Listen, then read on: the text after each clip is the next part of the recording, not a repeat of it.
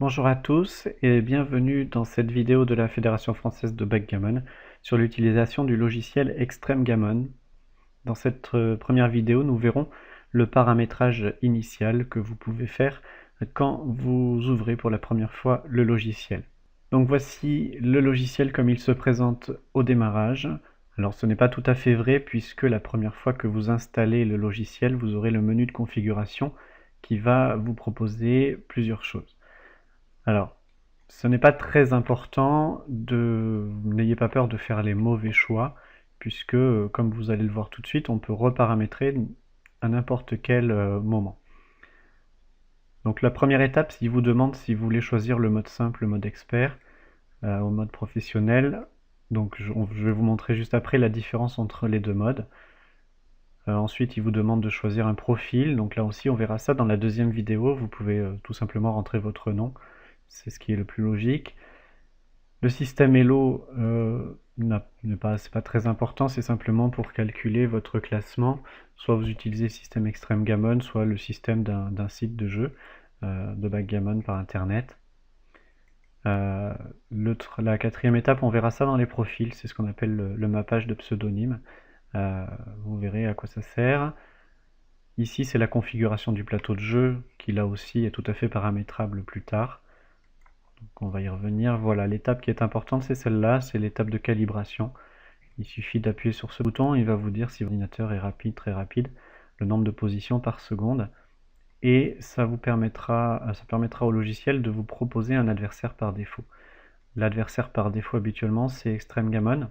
Donc plus votre plus votre matériel est rapide, pardon, et plus il vous proposera un adversaire important, enfin plus fort.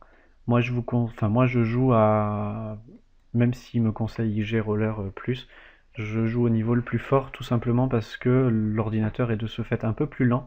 Il joue à la vitesse d'un joueur de tournoi et je trouve ça très agréable d'avoir l'impression de jouer contre quelqu'un qui réfléchit. Quand je joue contre un ordinateur qui répond instantanément à mes coups, j'ai tendance à accélérer mon jeu et à jouer beaucoup trop vite au bout de 2-3 parties, donc ça me permet de rester dans le flux, comme qui dirait, d'une partie normale. Après, chacun fait comme il veut. Ici, c'est le mode de jeu par défaut, donc même chose, hein, vous pouvez choisir dans tout cela, mais vous allez voir, c'est très facile de changer de mode. On verra ça encore dans la deuxième vidéo. Donc au départ, qu'est-ce que vous allez vouloir faire en priorité? En priorité, ce que vous allez vouloir faire, c'est peut-être passer le logiciel dans la langue qui vous convient. Et donc le logiciel existe en français. Donc vous pouvez le passer en français. La deuxième chose que vous aurez envie de faire, c'est de configurer peut-être le plateau de jeu comme vous avez envie. Donc vous verrez, il y a plein de plateaux différents. C'est très facile de trouver celui qui vous convient. Même dans les plateaux différents, vous avez des coloris différents. Dans les pions, ensuite, vous avez différents types de pions. Et vous voyez que ça donne des plateaux qui peuvent être très sympathiques. Vous avez la possibilité ici de régler la hauteur, l'angle de vue. C'est si vous voulez un plateau en 2D ou en 3 dimensions. Vous pouvez voir si vous voulez les animations, si vous voulez voir par exemple les bras des joueurs qui se déplacent. Là aussi, c'est pas indispensable pour jouer, bien entendu, mais ça vous permet d'avoir un petit peu de background, comme qui dirait, un petit peu d'animation. C'est pas forcément... Enfin, moi, je trouve ça très agréable. Les objets aussi que vous placez à côté du board, vous avez des livres, vous avez des tasses de café, vous avez des boîtes de Pepsi, vous avez la possibilité de mettre des photos que vous avez chargées sur votre ordinateur, des verres de vin, des papillons, des chandelles, bref, ce que vous voulez. Voilà, donc ça c'était la personnalisation de votre plateau de jeu. Ensuite, vous pourrez aller regarder dans les paramètres tout en sachant que vous pouvez éventuellement décider d'afficher le tutoriel. Alors par défaut, il est installé, il est affiché au démarrage.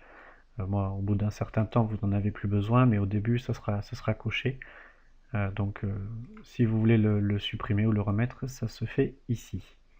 Vous pouvez définir les couleurs que vous verrez apparaître ici, là dans le côté gauche pour les erreurs, pour les bévues. Donc là aussi, il suffit de cliquer sur le petit coloris et vous avez toute l'échelle de couleurs que vous avez envie de voir.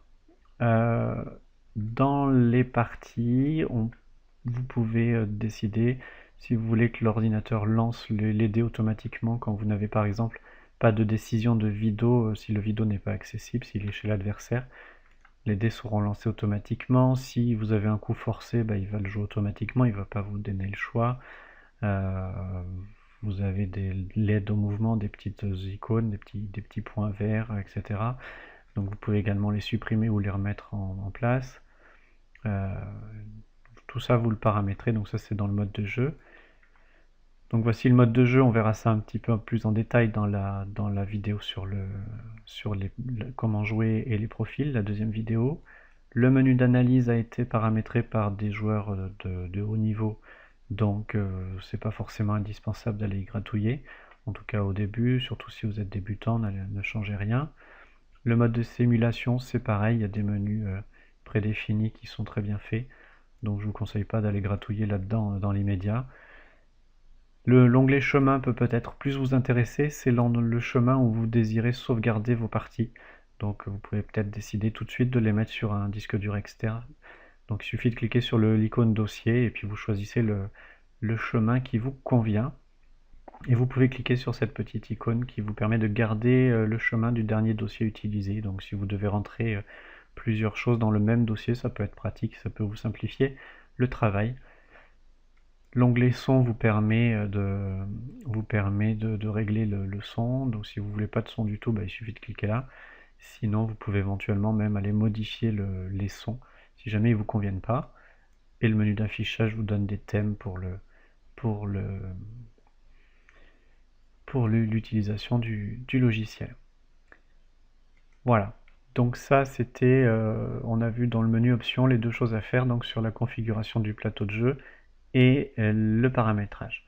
Ensuite, ce que vous aurez envie de faire, c'est d'aller dans le menu analyse et de faire la base de données de sortie. La base de données de sortie, vous pouvez la faire jusqu'à 13 points. Au-delà de 11, jusqu'à 11, ça vous permet d'afficher ce qu'on appelle l'effectif pip count, qui fera peut-être partie d'une autre vidéo. C'est notamment le compte de position quand il ne reste plus que quelques pions dans votre board intérieur.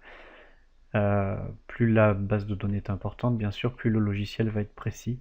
Ça vous prend un certain espace disque. Ça vous prend aussi un certain temps à faire, sachant que si vous interrompez le processus, il faut tout recommencer.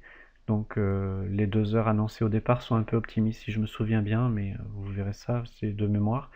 Ça avait duré plus longtemps que ça, donc je vous conseille de le faire en début de soirée, de laisser l'ordinateur travailler toute la nuit, et vous verrez au réveil ce que ça donne.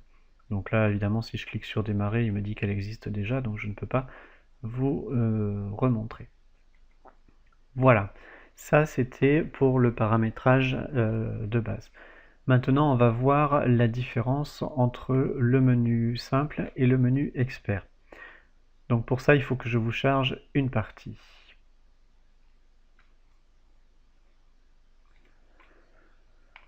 Donc voilà, j'ai chargé une partie et nous sommes en mode expert, donc en mode complet. Vous voyez ici que quand on a un coup, un jet de dés, vous avez la liste de tous les coups possibles qui apparaît, avec ce qu'on appelle l'équité qui est affichée et la différence entre les deux coups. Vous avez également la possibilité de voir les statistiques sous la forme d'une petite barre graphique. Alors la petite barre graphique est assez jolie.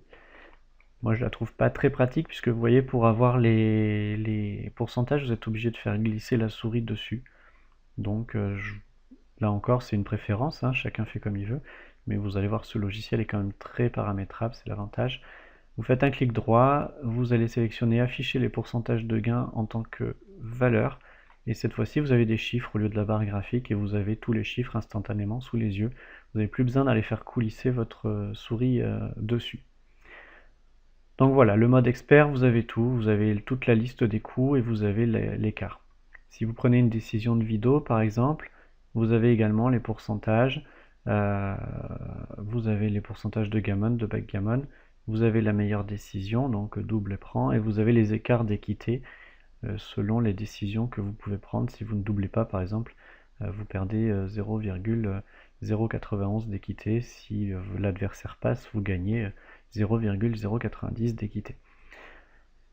Donc voilà, ça c'est le mode expert. Quand vous passez en mode simple, voilà ce que vous avez. Vous avez l'ordinateur qui vous dit que la bonne décision c'était double et que la bonne décision c'était de prendre. Mais vous n'avez pas vraiment de données si est-ce que c'était vraiment une grosse erreur de ne pas doubler, etc. Donc il manque quand même pas mal d'indications. Si on regarde les coûts, c'est la même chose. Vous avez la suggestion de l'ordinateur, le choix du joueur, mais vous n'avez pas tous les coûts intermédiaires.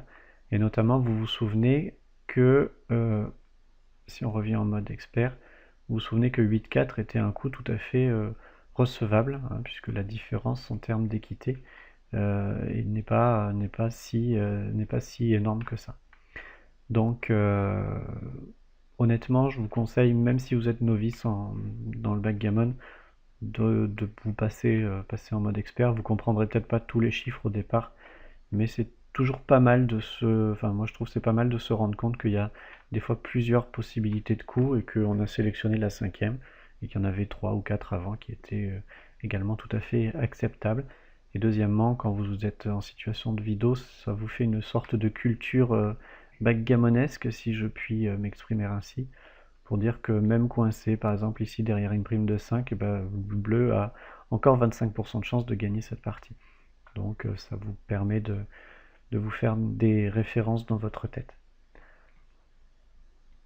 Voilà, c'était à peu près tout ce que vous avez à faire au démarrage, du logiciel.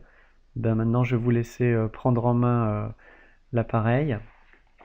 Et puis, ben, vous pourrez toujours voir la deuxième vidéo sur comment jouer une partie et comment utiliser quelques petits raccourcis sympathiques qui améliorent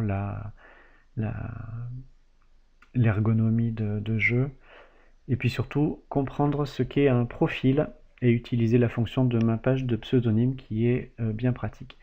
Donc ben, bonne partie, amusez-vous bien, et puis n'hésitez pas à rejoindre la Fédération française de backgammon.